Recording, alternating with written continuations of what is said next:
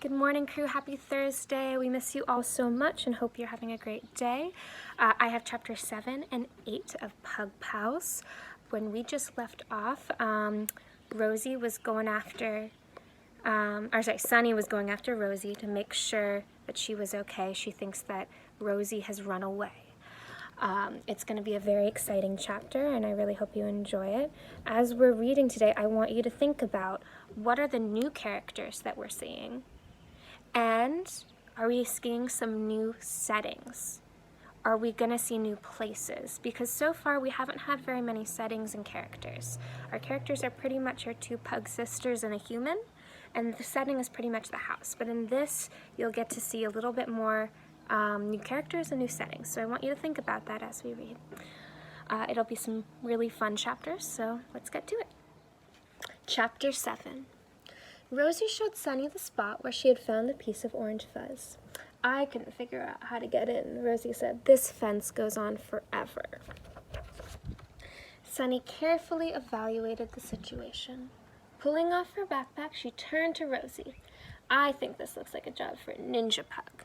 Ninja pug? Rosie's eyes grew wide with excitement. And maybe Ninja Pug's sidekick too?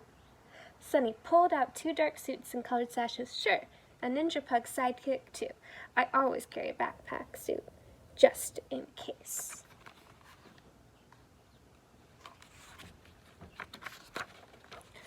But even with their suits on, Sunny and Rosie had a little more difficulty with the fence than they might have thought. After a long struggle, they finally made it over the fence. Creeping and rolling across the grass, they stealthily approached the large building nearby.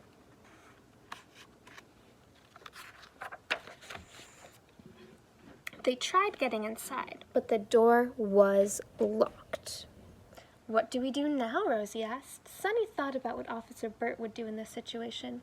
Officer Bert, let's check the perimeter first for any open entry points. Woof. Follow me, Sunny said.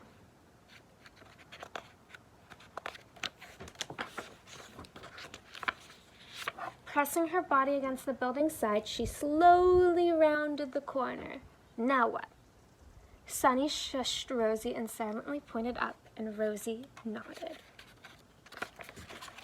Pulling themselves up up to the sill, they smushed their noses against the glass and peeked through the window. Mr. Bunny!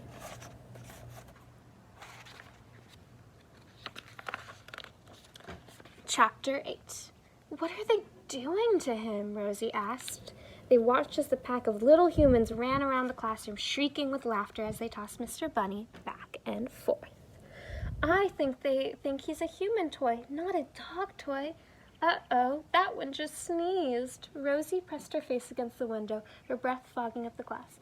No, don't wipe your nose on him. Rosie turned frantically to Sunny. We have to save him. What do we do? Sunny and Rosie tried many different ways to get into the building. Locked, stuck, a bad idea, but they didn't have any success.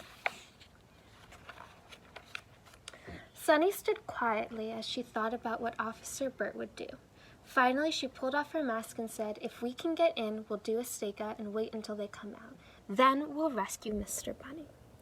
After they changed out of their Ninja Pug suits, they stowed them in Sunny's backpack and hurled it over the fence. They casually walked away, pretending to be just 2 ordinary dogs wandering outside.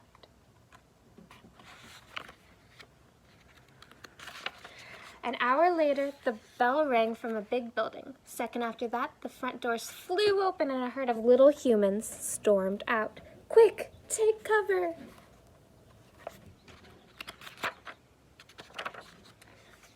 Sunny and Rosie searched the crowd in a panic for a few minutes before Rosie cried out. Mr. Bunny was tucked into the pocket of a girl's backpack. Sunny and Rosie watched his long ears bounce with each step. Each step the girl took as she ran to her mother. The girl skipped next to her mother as they disappeared around the corner.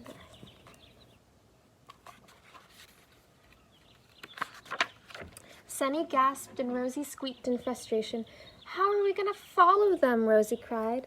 The wrinkle in Sunny's forehead deepened as she scanned the area for an idea. As with an excited snort, she jumped up and ran to grab something leaning against a trash can. We'll keep up with them on these. Whee! Skateboards. Hi, crew. I asked you today to look for new characters and new settings. So in longer stories, sometimes the settings and characters at the beginning of the story change. So sometimes you get to see more places and meet new people.